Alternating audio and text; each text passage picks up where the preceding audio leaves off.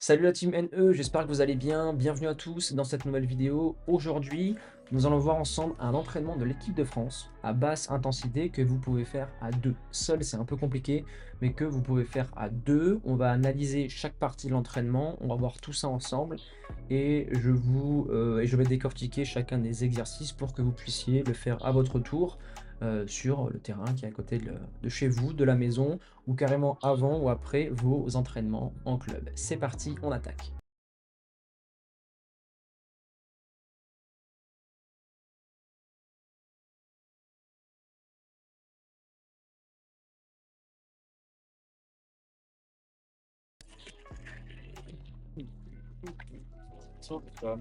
Les joueurs arrivent sur le terrain. En gros, c'est la retrouvaille avant la Coupe du Monde, hein. Tout le monde fait connaissance, il y a du nouveau dans le groupe. Donc, étape numéro 1, le classique. Bon, avant ça, je pense qu'ils ont fait du vélo en salle, ils ont fait de la prévention, la base. On va le faire avant chacun de nos entraînements. Donc, la mise en route rapide. Voilà, on déverrouille. On peut même faire des étirements activo-dynamiques. Là, il y a sûrement des groupes qui sont séparés en deux avec chacun des prépas physiques. Je ne sais pas s'il a divisé entre l'équipe type et l'équipe des remplaçants. Là, Didier, il fait les retours avec le prépa, je pense. Jonglerie classique mise en route dans une séance à basse intensité. On touche beaucoup plus le ballon que d'habitude. Donc là, tu te mets en route très, tout doucement, tu te mets en route avec des jongles. Ce que tu peux faire, c'est que tu peux faire. Donc, tu fais ta prévention, tu fais ta mise en route, mais tu peux alterner footing. Donc, tu peux faire par exemple 10 minutes de footing basse intensité autour du terrain. Tu fais 10 minutes de jongle et tu fais ça deux fois pour une séance à basse intensité. Donc là, Jules qui jongle, voilà, c'est vraiment de la mise en route, très très simple. Là, ça fait partie juste après le footing, une mise en route accélérée, ils vont monter en puissance, on déverrouille tout et on met le corps en marche. Dans une séance à basse intensité, donc c'est soit une séance de récup, soit une séance, voilà, après un match, tu veux reprendre tranquillement. Sur terrain, tu dois te mettre en route avec des bases, travailler des gammes. Là, ils n'ont pas une intensité très élevée, mais ils sont très focus. On se concentre vraiment sur le geste, contrôle passe et tu peux tout varier. Contrôle d'un pied, passe de l'autre et tu peux varier les différentes surfaces, sensations, tu te remets en route. Et là, même quand tu fais les passes, tu risques d'avoir certaines courbatures, donc vas-y petit à petit et tu verras qu'ils finiront la séance un peu plus haut. Donc là, ça alterne, il y a deux groupes différents. Je pense qu'il a travaillé de manière similaire, mais en coupant le groupe en deux pour que Guy Stéphane et le prépa puissent tout gérer, quoi. Là, on repasse sur les jongles. C'est vraiment durant les séances à basse intensité où tu te focuses sur la technique. Tu as un jeu aérien et un jeu au sol. Et tu dois vraiment te concentrer pour aller chercher de la qualité. C'est pas très intense, mais tout ce que tu fais doit être très pointilleux.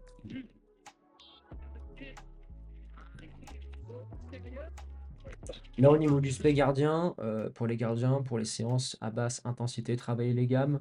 Là, on est sur un ballon avec rebond sur soi, bien travailler la technique. On va décortiquer un peu le geste de Alphonse. Donc là, dès que le ballon arrive, il va poser le genou droit. Hop, tu poses genou droit fléchi et tu serres bien les coudes. C'est la grosse erreur des gardiens. Ils ne serrent pas les coudes. Le ballon, en général, il part. Il part. Donc il y a un gros travail de mobilité au niveau des épaules. Et les pectoraux chez un gardien de but sont très intéressants par rapport à la prise de balle, mais trop massif bloque le fait de ramener les coudes. Donc c'est une problématique que tu dois éviter. Voilà, tu as vu l'intensité, voilà, elle n'est pas hyper haute, tranquille. Voilà, on recherche la technique. On continue sur la technique avec ballon. Et là maintenant, on augmente un peu plus l'intensité. On travaille les duels. Donc c'est pour ça que je vais dire qu'il faut travailler à deux durant ces séances à basse intensité. Parce qu'il faut être deux, soit pour les jongles, pour les passes, pour les face-à-face, et même pour l'exercice de fin. D'ailleurs, si on se focus derrière, on voit Hugo qui balance le ballon, hop, et c'est que de la prise de balle qui balance le ballon sur le filet. Et après, ça revient en prise de balle. Vraiment, pour les gardiens de but, on travaille les gammes, on répète beaucoup de prises de balle. Face à face, putain, tu vois, il n'est pas à fond, l'intensité n'est pas très élevée, ça défend, voilà, ça va pas forcément beaucoup au duel. Là, c'est 2 contre 2, donc si vous êtes plus, vous pouvez varier avec cet exercice-là. Dans ces exercices, le but, c'est, bon là, en séance, c'est toucher le ballon, avoir un peu d'adversité. mais on est surtout pour créer des cohésions. Beaucoup de joueurs ne se connaissent pas, et là, si on fait un petit comparatif, je ne l'ai pas fait, mais si on regarde la liste de 23 en 2018 et maintenant, il y a eu pas mal d'évolutions. C'est un peu très intéressant. Malheureusement, c'est ça que on passe souvent les clubs amateurs et qui ont beaucoup les clubs pro. C'est que Guy Stéphane, là, c'est une séance à basse intensité, et ça parle, ça met de l'intensité, c'est présent, c'est présent, c'est présent. Donc, idéalement, c'est pour ça que la plupart des joueurs prennent des coachs, c'est pour avoir cette voie supplémentaire pour aller chercher le petit plus, quoi. Mais c'est souvent durant les séances élevées. Là, pas besoin.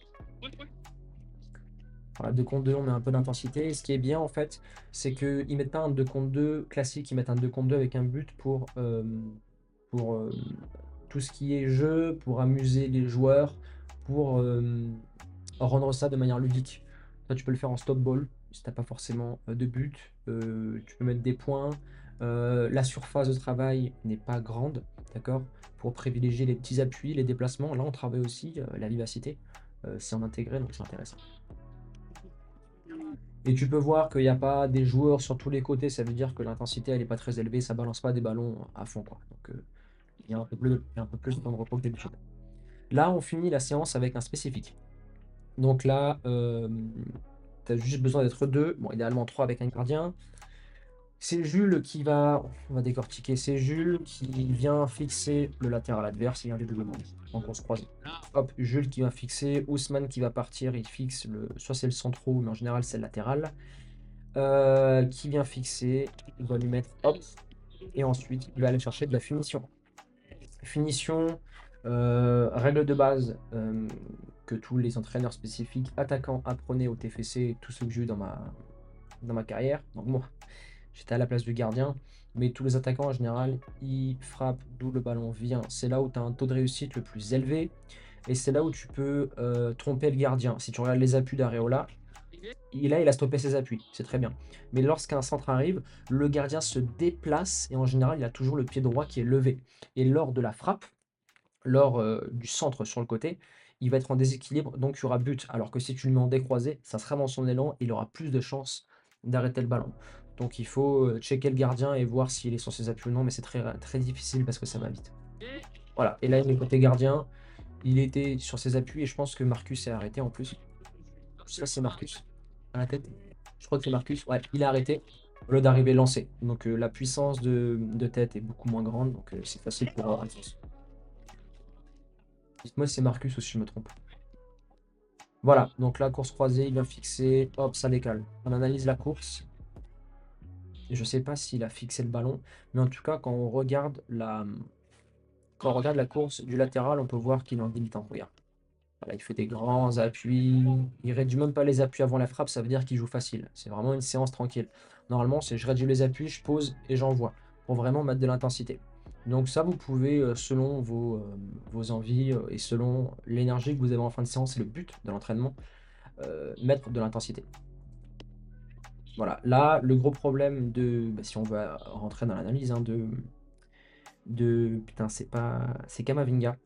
D'Eduardo, le problème d'Eduardo, en fait, c'est qu'il n'a pas réduit ses appuis à l'entrée de la surface pour analyser. Normalement, tu stoppes la course ici, tu réduis les appuis pour voir où le ballon arrive.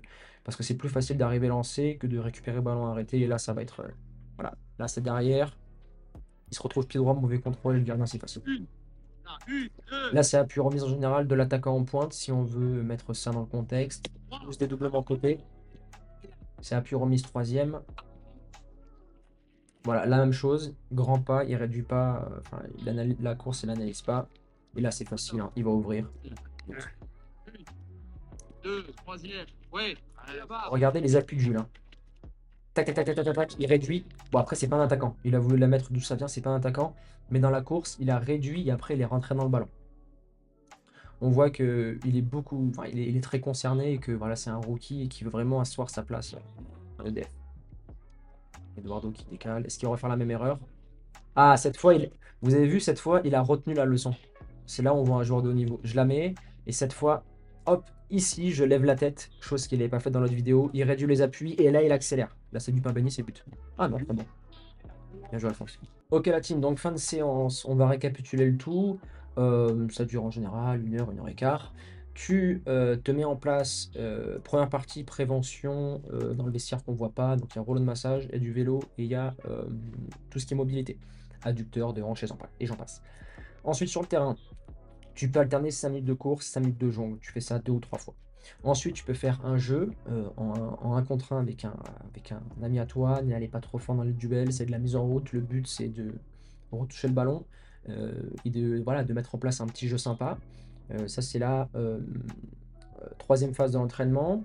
Et ensuite, la dernière phase, et si je dis pas de bêtises, oui, c'est un spé devant le but. Donc là, c'est parce qu'il y a un gardien, mais si vous êtes, des joueurs défensifs, vous pouvez vous faire, un spécifique avec du jeu long, avec un jeu aérien, voilà, vous pouvez mettre en place différents exercices, mais devant le but, c'est sympa, ça fait bosser le gardien et et voilà, c'est assez sympa de frapper devant le but.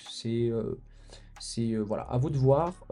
Personnellement, ce que je recommande, hein, si vous êtes des joueurs qui, ont besoin de travailler des points précis, en fin de séance comme ça, je vous recommande de faire un spécifique à votre poste et durant les phases techniques où ça échange aérien ou au sol, vous pouvez aussi insister sur des points où vous avez besoin de bosser. Le contrôle orienté, le contrôle de 3 quarts, le contrôle dos au jeu. Voilà un petit peu le truc, la team NE, je pense que vous avez à peu près tout là pour, ouais, vous avez à peu près tout pour faire une séance et bien évidemment à la fin il y a le retour au calme, mais ça, vous savez déjà quoi faire. La team, dites-moi si ce type de contenu vous plaît dans l'espace commentaire. Si c'est le cas, beh, je vais analyser chaque vidéo de l'équipe de France, pour ce mondial, voir un peu comment ça se déroule dans le vestiaire, voir un peu, leur entraînement, décortiquer et vous apporter de la valeur et du contenu, comment vous pouvez l'adapter à votre, entraînement en club et aussi à votre entraînement perso. Retrouvez-nous sur Apple et Android pour télécharger l'application Fast Pro, elle est gratuite, venez nous rejoindre.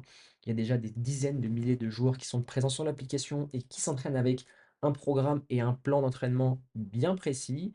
Et à présent, je vous laisse là. Persévérance et motivation et on avance ensemble.